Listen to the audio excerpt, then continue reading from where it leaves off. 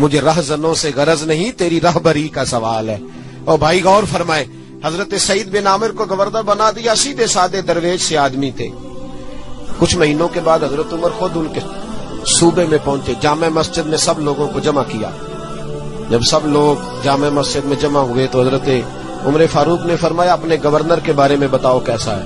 یہ ہے جمہوریت۔ ادھر دیکھیں جی، میری بات پہ توجہ فرمائیں، یہ جمہوریت ہے۔ گورنر سامنے کھڑے، فرمایا بتاؤ گورنر کیسا ہے؟ تو لوگوں نے کہا 4 شکایتیں ہیں گورنر صاحب سے۔ اس کو حضرت ابن جوزی علیہ رحمہ نے نقل فرمایا، 4 شکایتیں۔ کون سی؟ کا پہلی شکایت یہ ہے کہ گورنر صاحب جب شروع میں گورنر آئے تھے تو فجر کی نماز کے بعد ہی لوگوں کی بات سننے لگتے تھے، اب نماز پڑھ کے گھر جاتے ہیں، 9-10 بجے واپس آتے ہیں۔ دوسری شکایت یہ ہے کہ ہفتے میں 1 دن ملتے نہیں۔ تیسری شکایت ہے صرف دن کو ملتے ہیں، رات کو نہیں ملتے۔ اور چوتھی شکایت یہ ہے کہ کبھی کبھی رونے لگتے ہیں اور بے ہوش ہی ہو جاتے ہیں۔ آپ نے عجیب دیوانہ گورنر بنا دی۔ حضرت عمر نے حضرت سعید بن عامر کی طرف، بول بھئی تیری شکایات ہیں۔ جناب سعید بن عامر کہنے لگے حضور میرا راز نہ ہی کھلتا تو اچھا تھا، اگر آپ نے کہا ہے تو کہہ دیتا ہوں، بتائیے۔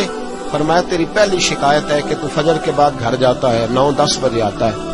جناب سعید بن عامر رو پڑے۔ گورنر صاحب کہنے لگے حضور غریب ہوں، نوکر رکھنے کے پیسے نہیں، بچے میرے پاس موجود نہیں، بیوی میری بیمار ہو گئی ہے، 30 سال اس بھلی مانس عورت نے میری خدمت کی، اب بیمار ہے، نماز پڑھ کے گھر جاتا ہوں، اپنی معذور اور بیمار بیوی کو ناشتہ پکا کے دیتا ہوں، اگر اس کے کپڑے بدلنے والے ہوں تو اس کا وجود دھو کے کپڑے بدلتا ہوں، گھر میں جھاڑو دیتا ہوں، برتن مانجتا ہوں، لوٹتے دیر ہو جاتی ہے۔ کہتے ہیں حضرت عمر پہلے جواب پہ سختہ کاری ہو گیا، کہ تیری دوسری شکایت یہ ہے کہ ہفتے میں 1 دن ملتے نہیں۔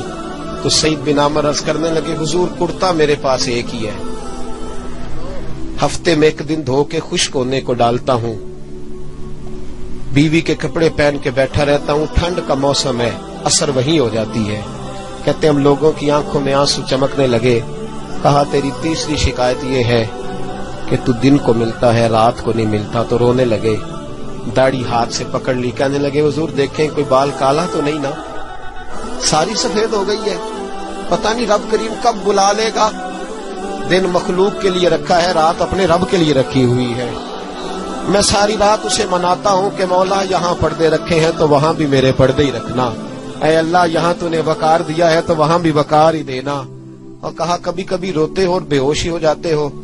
کہنے لگے حضور بہت پختہ عمر میں کلمہ پڑھا تھا، 40 سال کا تھا جب کلمہ پڑھا، جب 40 سال کے گناہ یاد آتے ہیں تو رو پڑتا ہوں، سوچتا ہوں کہ میں تو 1 ہفتے کا حساب نہیں دے سکتا، 40 سالوں کا کیسے دوں گا حضور؟ پھر مجھ سے برداشت نہیں ہوتا، پھر تڑپ جاتا ہوں۔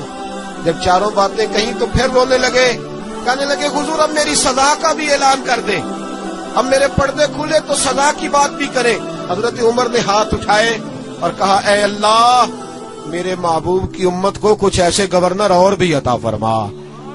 اپنے آپ کو سنواریں، اپنے آپ پہ توجہ دیں۔ بڑا ہو گیا خوابوں کی دنیا میں زندہ رہنا اور لفظوں اور جملوں کی اوٹ میں چھپ کے اپنے آپ کو مطمئن کرنا۔ اب ذرا عمل کی دروازے کی طرف بھی اپنے قدم بڑھائیں اور کچھ کام ایسے بھی کریں جو ہمارا اور ہمارے رب کا راز ہو، اور صبح قیامت وہ ہمارا خزانہ ہمارے کام آئے، ہمیشہ مدحت خیر الانام میں گزرے۔ دعا ہے یہ عمر درود و سلام میں گزرے۔